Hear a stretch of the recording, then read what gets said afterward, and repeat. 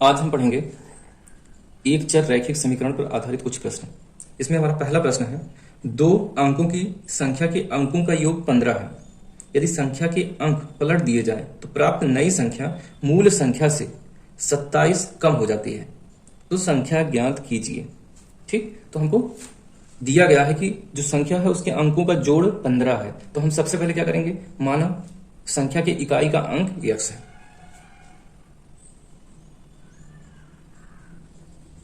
माना संख्या की इकाई का अंक कितना x है। ठीक, तो दहाई का अंक कितना होगा,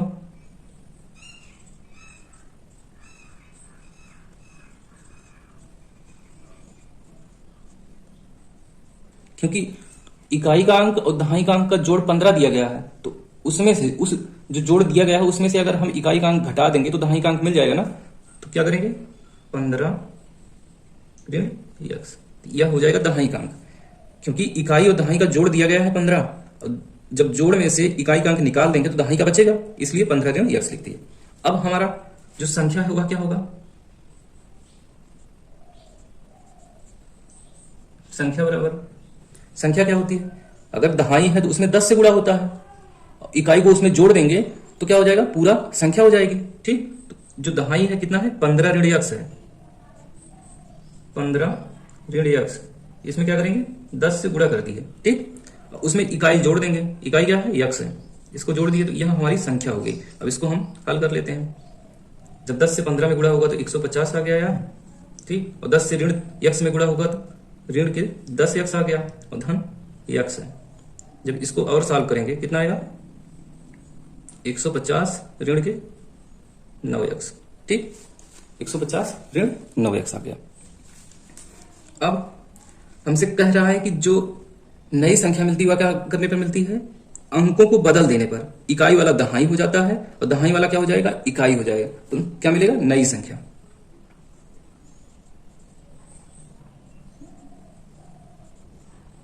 नई संख्या।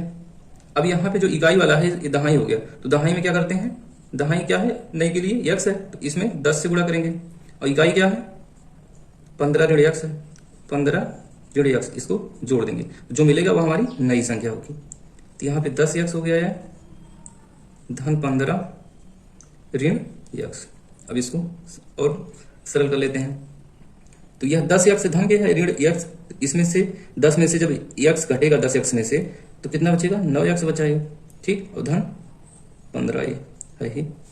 ठीक, अब क्या कह रहा है कि जो संख्या पुरानी वाली है नई वाली संख्या से 27 ज्यादा है, या कह सकते हैं कि पुरानी वाली संख्या जो है नई वाली संख्या से 27 ज्यादा है। और इसको हम दूसरी तरीके से कह सकते हैं कि नई वाली संख्या जो है पुरानी वाली संख्या से 27 कम है। अगर नई वाली संख्या में हम 27 जोड़ देंगे तो पुरानी वाली संख्या के बराबर हो जाएगा। इसलिए प्रश्न में दिया गया तो इसको हम लिखेंगे प्रश्नानुसार, प्रश्नानुसार। ठीक, तो प्रश्नानुसार क्या दिया गया है कि पुरानी संख्या कितना है, 150 ऋण 9x, यह बराबर होगा किसके, नई वाली संख्या की। नई वाली संख्या क्या है, 9x धन 15, बराबर कब होगा, जब हम नई वाली संख्या में क्या करेंगे, 27 जोड़ेंगे। क्योंकि जो नई वाली संख्या है पुरानी संख्या से 27 कम है, अगर हम इसमें 27 जोड़ देंगे तो दोनों संख्या क्या होंगी, बराबर हो जाएंगी, इसलिए इसमें 27 जोड़ दिए हैं। अब हम इसको सॉल्व करेंगे। सॉल्व कैसे करते हैं, जो x वाले पद हैं उनको एक तरफ करेंगे और जो बिना x वाले पद हैं उनको एक तरफ करेंगे। यहाँ पे कितना है, ऋण के 9x है, ऋण 9x लिख दिए। यहाँ पे धन के 9x इधर लाएंगे, यह भी ऋण के 9x हो गया। अब बराबर लगा दिए, धन के 150 है, इधर जाएगा तो ऋण 150 हो गया है। यहाँ पे धन 15 है, इसको ऐसे लिख दिए, धन के 27 है, इसको ऐसे लिख दिए। ठीक, ऋण 9x ऋण 9x, यह दोनों जुड़ जाएंगे, कितना हो जाएगा, ऋण के 18x हो जाएंगे। जुड़ेंगे क्यों, यह भी ऋण है, यह भी ऋण है, यानी कि ऋण बढ़ गया, तो ऋण 18 हो गया। यहाँ पे ऋण के 150 है और धन 15 है और धन के 27 है, यानी कि यह दोनों धन जुड़ जाएंगे और इस ऋण वाले में से घटेंगे और जो बचेगा, क्योंकि यह ज्यादा है तो ऋण में बचेगा। जब हम इसको सॉल्व करेंगे तो कितना आएगा, ऋण के 150 और ये दोनों जुड़ेंगे तो कितना आएगा, धन 7 5 12 के 2 2 1 3 1 4, 150 में से 42 घटेगा तो कितना आएगा, ऋण के 108 आ जाएगा। ठीक, अब हम आगे सॉल्व करेंगे। यहाँ पे भी ऋण है, यहाँ पे भी ऋण है, तो ऋण से दोनों पक्षों में भाग देंगे तो कितना आ जाएगा, या धन हो जाएगा, धन 18x बराबर 108। या भी ऋण खत्म हो गया। अब यहाँ से 18 से भाग दे देंगे दोनों पक्षों में, तो यहाँ से 18/18 यानी कि x बचा, और जब 108 में 18 से भाग देंगे तो 18 1 कम 18 छक्के 6 आ जाएगा। तो यहाँ से क्या आया, x बराबर 6। तो अब हमारा क्या होगा, इकाई का क्या हो जाएगा, इकाई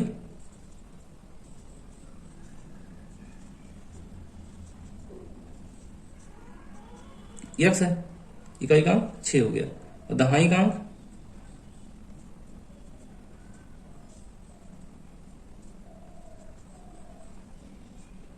15 ऋण x है।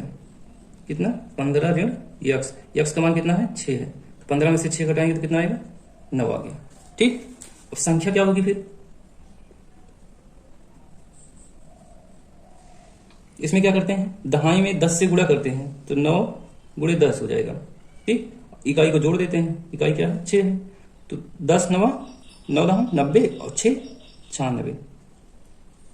हमारा आंसर क्या आ गया, 96, यानी कि हमारी जो संख्या है वह क्या है, 96 है। ठीक, इसमें हमारा दूसरा प्रश्न दिया गया है, एक आयत की लंबाई उसकी चौड़ाई से 15 सेंटीमीटर अधिक है।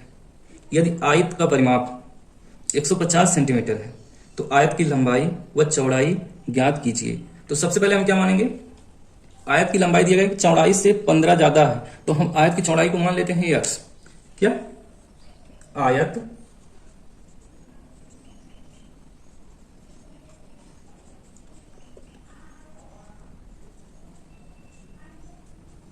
आयत की चौड़ाई बराबर x, तो लंबाई, आयत की लंबाई कितना हो जाएगी,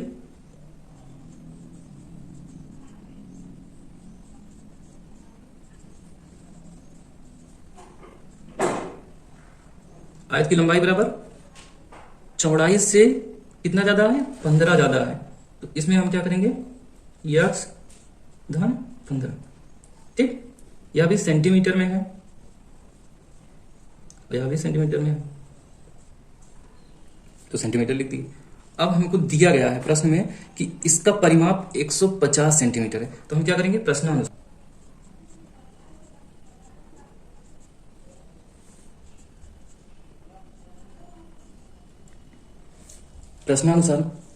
प्रश्नानुसार क्या दिया गया कि आयत का परिमाप जो है 150 सेंटीमीटर है। परिमाप क्या होता है, परिमाप का सूत्र होता है 2 गुणे लंबाई धन चौड़ाई बराबर 150। तो अब हम इसमें रखेंगे 2, लंबाई कितना है, x धन 15 है, चौड़ाई कितना है, x है, या बराबर किसके होगा, 150 के। अब इसको सॉल्व कर लेंगे, 2 से गुणा कर देंगे, ब्रैकेट को खोलना होगा सबसे पहले, तो यह हो गया 2x धन 2 गुणे 15 30 हो गया, धन के 2x बराबर है कितना, 150 का। ठीक, अब ये 2x कितना हो गया, 4x हो गया, ये 30 धन में है, इधर है, तो इसको हम दूसरी तरफ भेज देंगे क्योंकि x इधर है, या पहले लिख लेते हैं, अगले स्टेप में कर लेंगे 150। ठीक, अब 30 को हम दूसरी तरफ भेजेंगे तो कितना हो जाएगा, यार 4x बराबर 150 ऋण 30। अब क्या होगा, यह 4x हो गया, बराबर है 150 में से जब 30 घटेगा कितना आएगा, 120। अब यहाँ पे x के साथ में 4 गुणा में है, तो दूसरी तरफ जब जाएगा तो भाग में हो जाएगा, तो यहाँ से x बराबर कितना हो जाएगा, 120 भागे 4, तो 4 इक्का 4 तिया 0 है तो 0, यानी कि x का मान कितना आ गया, 30 आ गया। यहाँ से तो x क्या था, चौड़ाई थी, तो 30 सेंटीमीटर क्या आ गया, चौड़ाई आ गया।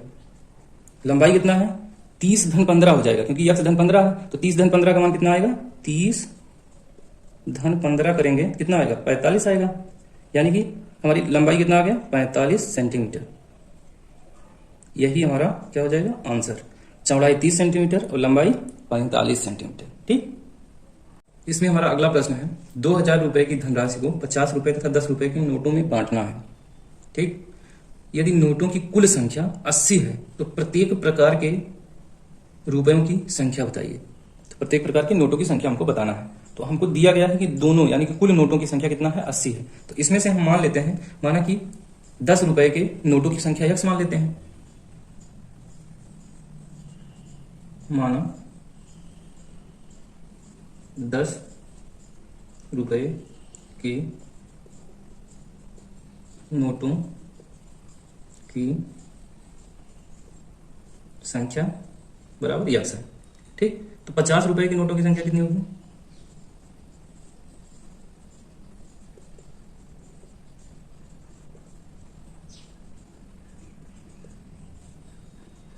कुल नोटों की संख्या 80 है और 10 रुपए के नोटों की संख्या x मान लिए हैं।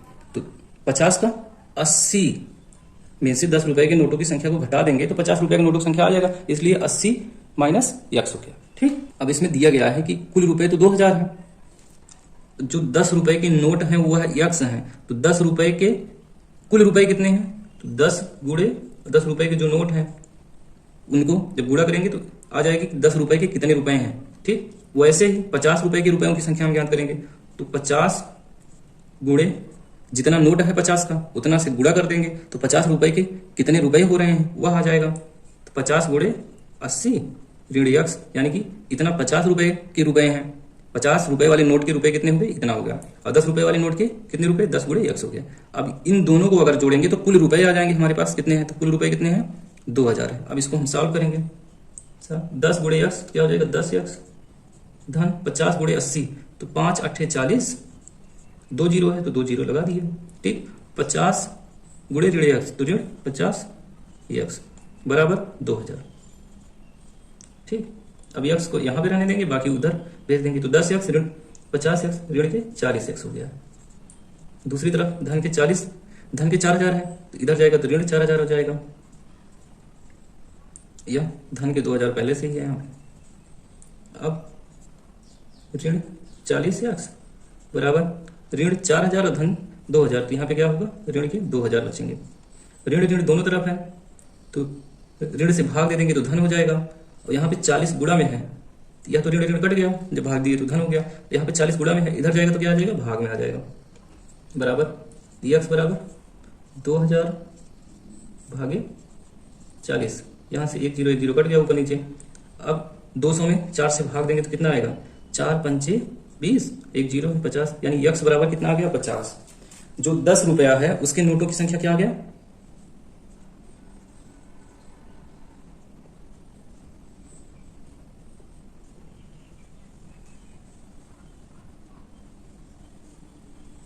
कितना है? 50 है। या 10 रुपए के नोटों की संख्या हो गया 50 रुपए के।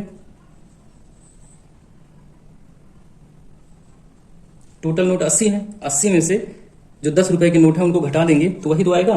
जब 80 में से 50 को घटाएंगे तो कितना आएगा? 30 आ जाएगा। तो यहाँ पे 50 रुपए के नोटों की संख्या 30, यही हमारा आंसर हो गया। ठीक, अगला प्रश्न है, 2 वर्ष पहले नीलम की आयु उसकी पुत्री की आयु की 3 गुनी थी तथा 2 वर्ष बाद उसकी आयु का 2 गुना उसकी पुत्री की आयु के 5 गुने के बराबर हो जाएगा। उसकी वर्तमान आयु ज्ञात कीजिए। ठीक, इसमें दिया गया है कि 2 वर्ष पहले उसकी पुत्री की आयु x अगर होगी तो उसकी आयु कितना होगी? 3x। तो हम क्या मानेंगे?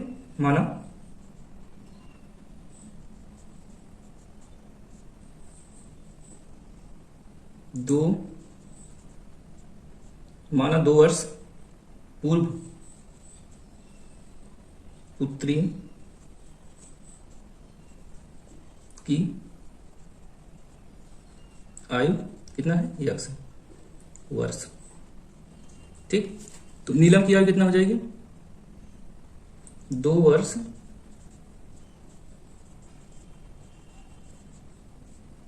नीलम की आयु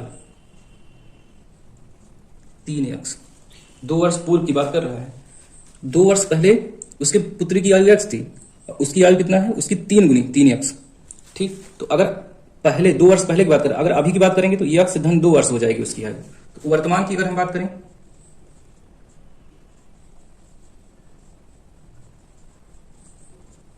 वर्तमान आयु पुत्री की कितनी होगी?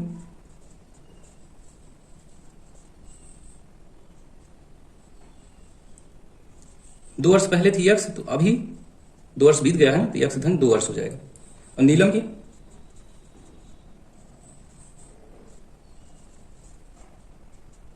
2 वर्ष पहले 3 यक्स थी, तो अभी 3 यक्स धन 2 वर्ष। ठीक, तो इसके बाद कह रहा ये तो वर्तमान क्या हो गया, तो वह कह रहा है प्रश्न में कि 2 वर्ष बाद, वर्तमान से भी 2 वर्ष बाद उसकी आयु यानी कि नीलम की आयु, इसके 2 वर्ष बाद नीलम की जो आयु होगी वह उसकी पुत्री की आयु के 5 गुने के बराबर होगी। यानी कि 2 वर्ष बाद जो नीलम की आयु होगी इसका 2 गुना, और 2 वर्ष बाद इसके पुत्री की आयु का 5 गुना, दोनों बराबर होगा। प्रश्न क्या दिया गया है इसको हम लिखेंगे प्रश्नानुसार।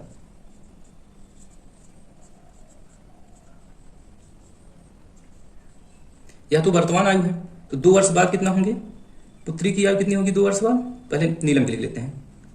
3 यक्स धन 2 वर्तमान है, तो इसमें अगर हम और 2 जोड़ देंगे तो यह 2 वर्ष बाद आ जाएगा।